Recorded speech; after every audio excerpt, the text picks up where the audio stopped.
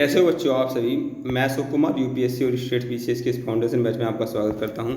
जैसे कि हमने आपको जानकारी दे दी थी कि यूपीएससी या स्टेट पीसीएस के साथ साथ ये सभी गवर्नमेंट जॉब के लिए एग्ज़ाम हैं और आपको प्रॉपर तरीके से गाइडेंस बैच के माध्यम से दिया जा रहा है। आपको क्या करना है बच्चों, सबसे पहले बेसिक पढ़ाई को अच्छी प्रकार से पढ़ना है। जो आपका बेस है उसे पढ़ना है, चैप्टर को अच्छी प्रकार से स्टडी करना है। उसके साथ साथ आपको क्या करना है, रिवीजन करना है, जिसमें हम भी आपकी हेल्प करेंगे और साथ साथ में आपको क्वेश्चन लगाते रहना है उस टॉपिक से संबंधित। ठीक है, तो प्रैक्टिस सेट करते रहना है। तो आज आपके लिए एक प्रैक्टिस सेट लेकर आए हैं वायुमंडल संबंधित। आइए स्टार्ट करते हैं। सबसे पहला क्वेश्चन, वायुमंडल चैप्टर आपका चल रहा है, उसी पर कुछ क्वेश्चन लगाते हैं। लगभग 16-17 क्वेश्चन ये हैं। तो वायुमंडल, पहला क्वेश्चन पढ़ते हैं। वायुमंडल कई प्रकार की गैसों के मिश्रण से बना है। तो इसमें समझेंगे, हाँ, कई प्रकार की गैसों के मिश्रण से तो बना है, इसमें तो कोई दोहराई वाली बात नहीं। ये अशोक सर ने वायुमंडल चैप्टर में हम बता दिया था। तो पृथ्वी के नज़दीक वायुमंडल में मुख्यतः कौन सी पाई जाती है? तो आपको बताया था जो भारी होगी वो नज़दीक होगी। तो यहाँ पर सबसे ज़्यादा परसेंटेज में क्या है, 78% में क्या है आपका, ये नाइट्रोजन है। और 21% में क्या है आपका, ऑक्सीजन है। कार्बन डाइऑक्साइड की मात्रा कम है। तो इसमें ए और बी दोनों आंसर जाते हैं, लेकिन ऑक्सीजन का परसेंटेज ज़्यादा होने की वजह से राइट आंसर क्या हो जाएगा, ए हो जाएगा। नेक्स्ट की यदि हम बात करेंगे यहाँ से, क्वेश्चन नंबर 2, वायुमंडल में सबसे अधिक किस गैस का प्रतिशत है? तो वायुमंडल में सबसे अधिक जो गैस का प्रतिशत है, अभी अभी आपको बताया है, ऑक्सीजन का प्रतिशत भी काफ़ी ज़्यादा है, लेकिन ऑक्सीजन के मुकाबले नाइट्रोजन है। तो राइट आंसर क्या हो जाएगा, ये आपका बी हो जाएगा।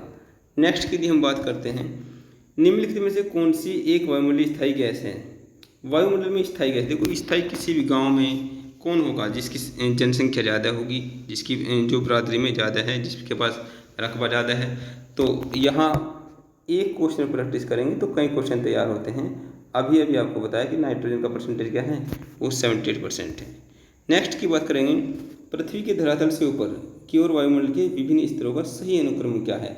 तो सही अनुक्रम यदि धरातल से ऊपर की तरफ कह रहा है, बात कह रहा है यहाँ पर धरातल से, धरती से ऊपर की तरफ, तो सबसे पहले क्षोभ मंडल आ रहा है, राइट, ठीक है। उसके बाद समताप मंडल आ रहा है, ठीक है। उसके बाद आयन मंडल तो नहीं है। उसके बाद क्या है, मध्य मंडल है, तो ये गलत हो गया। अब ये भी यहाँ स्टार्टिंग ही नहीं हो रही। अब फिर क्षोभ मंडल आ रहा है, समताप मंडल आ रहा है, मध्य मंडल आ रहा है। अब ताप मंडल आना चाहिए था। अब ताप मंडल की नीचे की परत दे रखी है, तो राइट आंसर क्या हो जाएगा, राइट आंसर हो जाएगा सी। नेक्स्ट की हम बात करते हैं, वायुमंडल की 4 परतें हैं और 4 ही परतें हैं। ऊंचाई के अनुसार उनका सही अवरोही क्रम, ऊंचाई के अनुसार कह रहा है उसका सही अवरोही क्रम ऊपर से नीचे की तरफ। तो सबसे ऊपर क्या है, तापमंडल है कहीं नहीं है। उससे नीचे क्या आयनमंडल है। उससे नीचे क्या है, मध्यमंडल है। फिर क्या है, समतापमंडल है। पृथ्वी के नज़दीक क्या है, क्षोभमंडल है। तो 1 2 3 4 देख लो कहीं, option number A is right answer. Next की बात करेंगे, अधिकांश मौसम गतिविधियाँ जिस वायुमंडलीय परत में होती हैं। तो पृथ्वी के नज़दीक जो है वो क्या है, क्षोभमंडल है। सारी मौसमी गतिविधियाँ या अधिकांश क्या, सारी यहीं पर होंगी, ठीक है। नेक्स्ट, ओजोन परत अवस्थित है। तो समताप मंडल में ओजोन परत क्या है, समताप मंडल 2 प्रकार से पढ़ते हैं। एक में क्या है, ओजोन परत है और वो इसी में अवस्थित है। तो राइट आंसर क्या हो जाएगा इसका, समताप मंडल हो जाएगा। क्या हो जाएगा, समताप मंडल। नेक्स्ट की बात करेंगे क्वेश्चन नंबर, अच्छा क्वेश्चन नंबर 7 नहीं है इसमें, कोई बात नहीं, बाद में आ जाएगा, ठीक है। सूरज से निकली विनाशकारी रेडिएशन में से कौन सा जीवन सुरक्षा है? तो जो सूर्य है, जो सन महाराज हैं, ये क्या कर रहे हैं, ये ऊपर से, हम इसको रेड को ले लेते हैं। तो जो सन है, ये जो अल्ट्रावायलेट रेज निकालते हैं, तो यहाँ से विनाशकारी रेडिएशन जो निकलता है, कौन सुरक्षा प्रदान करता है? तो यहाँ से फिर से कलर को चेंज करेंगे। यहाँ ये ओजोन लेयर जो है, यहाँ से ये इन्हें प्रोटेक्ट देगी। तो ये क्या है, राइट आंसर हो जाएगा ओजोन, ठीक है। तो नेक्स्ट की बात करते हैं, समताप मंडल में ओजोन परत का कार्य क्या है? समताप मंडल में अल्ट्रावायलेट रेज को क्या करेगी, रोकेगी। तो राइट आंसर क्या हो जाएगा, ये अल्ट्रावायलेट यानी पराबैंगनी किरणें, तो यहाँ से राइट आंसर डी।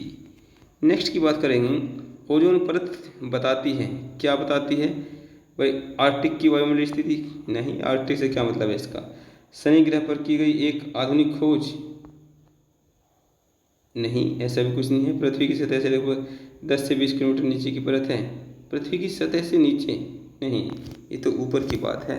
तो पृथ्वी की सतह से 15-20 किलोमीटर ऊपर वायुमंडल की परत में ओजोन परत पाई जाती है, तो राइट आंसर क्या है, डी आंसर हो जाएगा।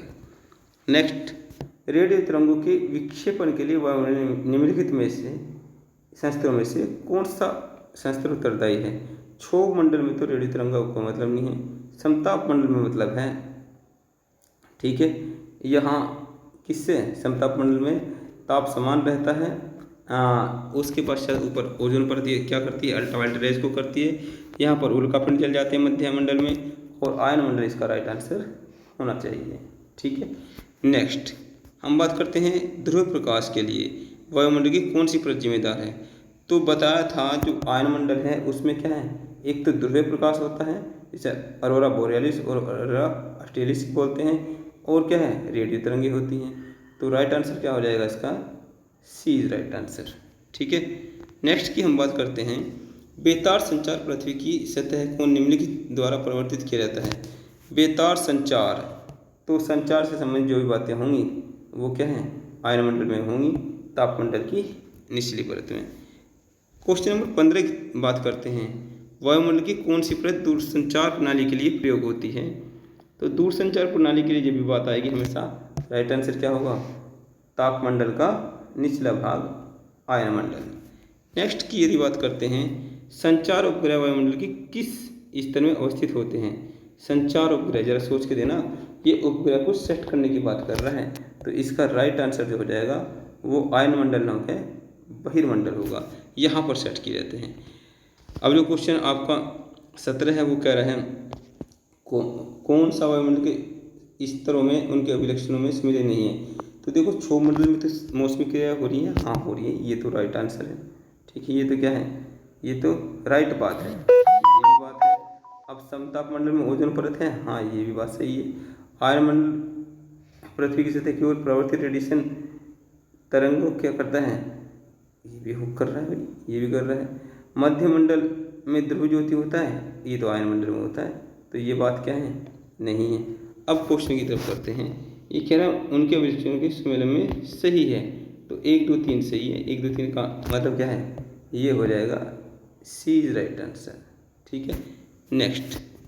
नेक्स्ट की हम बात करेंगे, यदि आपका नेक्स्ट क्या है, ये क्वेश्चन जो छूट गया था 7वें नंबर का, इसमें टोटल कितने थे, ये 16 क्वेश्चन थे, 17, अब 7वां छूट गया था सीरीज में, यहाँ आ गया है। समताप मंडल को जेट विमानों की उड़ान के लिए आदर्श माना जाता है, क्यों माना जाता है, इस परत में अवस्थित ओजोन के कारण। किसमें, समताप मंडल में, वो ओजोन क्या करती है, उड़ान तो प्रोटेक्ट करेगी अल्ट्रावायलेट से, उसका इससे कोई मतलब नहीं है। इस परत में तापमान समान रहता है, हाँ तापमान तो समान रहता है, ठीक है। इंजन की दक्षता के लिए अनुकूल परिस्थिति होती है, उससे क्या मतलब इंजन का। यह परत विमान भेदी शस्त्रों की मारक सीमा से बाहर है, नहीं ऐसा तो नहीं है। इस परत में बादल और अन्य मौसमी घटनाएं, ये राइट आंसर है, ये क्या हो जाएगा, ये राइट आंसर हो जाएगा। तो ठीक है, ये क्वेश्चन आपके लिए थे। अब ये जो तरीका है, ये तरीका आपके लिए बेस्ट तरीका हमने चुना है। पहले क्वेश्चन हम आपको देंगे, उसके पश्चात आप उसमें दिमाग लगाओगे और चेकिंग क्या के लिए इस प्रकार का सॉल्यूशन वीडियो आपको देंगे। तो आगे भी इसी प्रकार के वीडियो आपको मिलते रहने के लिए आप इसे लाइक कर देना और साथ साथ में शेयर भी कर देना, अन्य बच्चों को भी लाभ मिलना चाहिए। हालांकि आप पेड वाले बच्चे हो तो अन्य बच्चों को भी लाभ मिल जाए, तो प्रैक्टिस सेट इस प्रकार से कर लेंगे और अपने जीवन के आयाम को वो निश्चित ही सफलता में बदलेंगे। तो आज का ये सेशन हम यहीं पर समाप्त करते हैं। जैसे ही नेक्स्ट चैप्टर आपका ख़त्म होगा, फिर से क्वेश्चंस आपके लिए लेकर आएंगे और फिर से आप अपने आप को जांचने का प्रयास करेंगे। तो ठीक है, धन्यवाद। यहीं पर बैच की समाप्ति होती है।